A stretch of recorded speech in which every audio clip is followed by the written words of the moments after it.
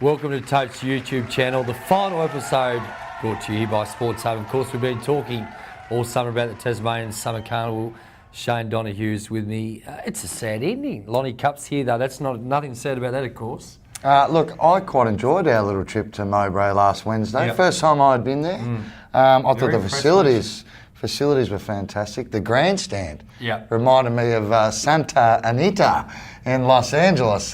Very old-fashioned, beautiful old grandstand, lovely track and great people up in Launceston. Yeah, no, really good people and such a good vantage point to watch what was a pretty good card too. We really enjoyed the Oaks and interesting in Michael Walker coming down and obviously getting the chocolates there on the former Pakenham picnic course. Winner. So won't be happening this week, but Launceston Cup is with us, and of course it's going to be headlined, shown by GG's Black Flash again, the superstar of Tasmanian racing, which has taken all before us over the last couple of months, starting with a Newmarket over 1,200 metres and, of course, captivating with the Hobart Cup a couple of weeks ago. Going forward now, it's a big challenge now, Shane, with 60 kilos on spec. Well, it's going for 6 in a row, Flash, GG's Black Flash. We spoke to Paul Geard again on Wednesday and he was up and about it. Didn't think the 60 kilos would bother it in any way, shape or form. So, look, I think we might be on that again, but we'll soon find out because we're just about to give us our tips. Well, interesting enough that you mentioned about Paul Geard because, ladies and gentlemen, it does have 60 kilos indeed, but you might be able to get a bit of a price about it. The indicative odds, Shane, just at the moment we've got there, I'll give them from the top. GG's Black Flash, $3.80. Now, I've talking with a few people in the last hour or two that want a little bit of a piece of that. Sea Galleon's coming all the way down from the Werribee Cup, a good run behind Norski there a fortnight ago, and that's going to back up today in the Launceston, on Wednesday in the Launceston Cup, which is a good result. Second line of betting, $4.60. Fieldmaster, $6. Dream Flyer, $7 for Craig Newitt. Yes. Roy de Jure, $7.50. Viking Hero, $7.50. Prevailing, $14. Dream Peddler, $15. Keep Control, $17. And Mr. Isaac, Colonial Gold, and Fugitive Lass, all at $101. Wow. Look, I think the only thing that could challenge GG's Black Flash will be Fieldmaster and maybe Viking Hero and your boy Craig Newitt on Dream Fly. I think they're the four to beat. Yes. Although I am going to put a little smoky in my tips, as I always do.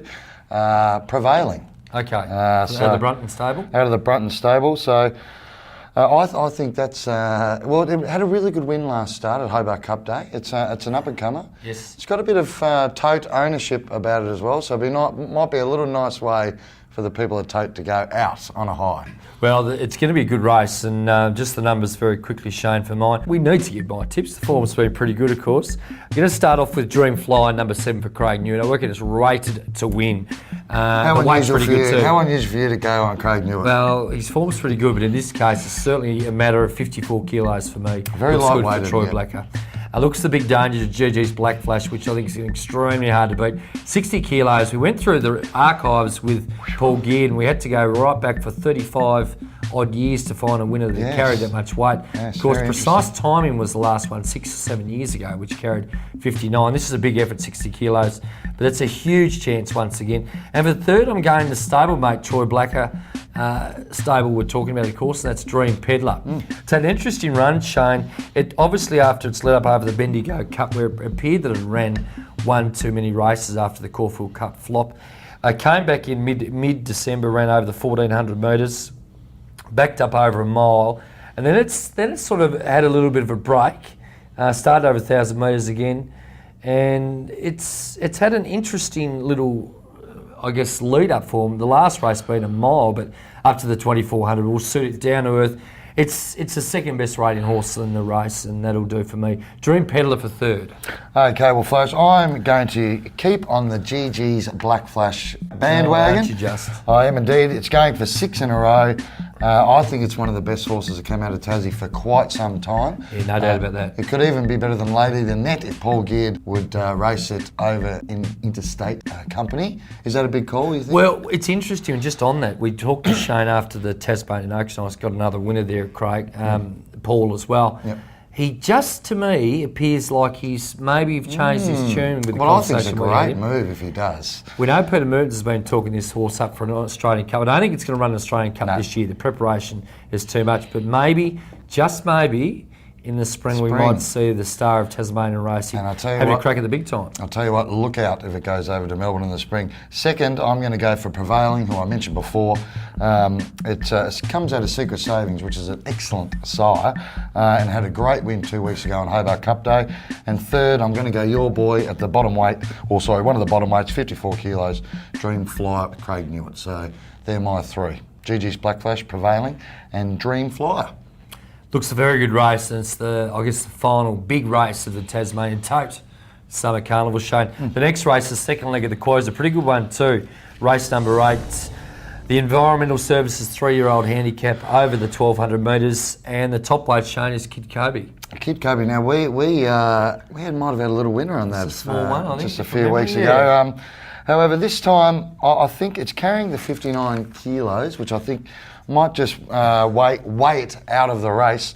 I'm going to go Bell Price, the Vicky Ryan and Nikita McLean, out of Bellisbury, which of course we all know, is that Black Caviar, Bellisbury? Mm-hmm. Yes, so let's make it a half or quarter. Oh, I'm not sure. What's that, a half? Half, three-quarter sister? Yeah, half sister, I reckon. Yeah. Loves the track up at Launceston as well. So it's very lightweight, 54 kilos. Tango's Gigi, Johnny Luttrell and Peter Mertens, they're going to back up after they win the Launceston Cup. And then, of course, Kid Kobe, John McArdle, Jared Todd. I think the weight just might weigh it down a little bit, just come in for third. Yeah, Kid Kobe for me, it hasn't got a lot of weight. It's got a good barrier though. McArdle and Todd have kept it down here for the last couple of weeks since its impressive win at Hobart. The GG's to fill the place. I mean, GG's boss, I was impressed with this run the other night under lights at Mowbray.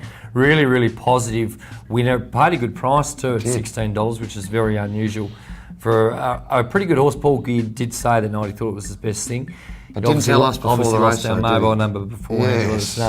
But and Tango's GG's to run third. Seems to be up for a week, but it's been very competitive. It's placed in its last 4 starts for Johnny Luttrell and Peter Mertens. I think they'll be running third. So race 8, pretty good race over the 1,200 metres. Mate, Tango's Gigi placed its last 5 starts. Yeah. So I think that's definitely good value, and it should be good value on Wednesday. Race 9, Shane, the short contracting, big supporters, the short contracting folks too, of 1,600 metre race. It's an annual race, seems to feature every year at Launceston too, and it's a pretty tough race, Shane. I know you've had a really, really good look at this morning. What'd you come up with? Well, I like Star Simp, the number 6 horse. It's got form around Prevailing, which I mentioned before when I was talking about the Launceston Cup. It's placed 10 of 13 times in Launceston, so and over the 1,000 or between 1,600 metres. So I think that's tremendous form coming in the race. I think my only concern would be the barrier 10 over the 1,600 metres. Speed Control, Bill Ryan with Dean Yendelot coming out of barrier 9, 54 kilos, another low weight. It's 1-1 from the track. And the distance, one here back on the 1st of February, so that's going to be my second pick.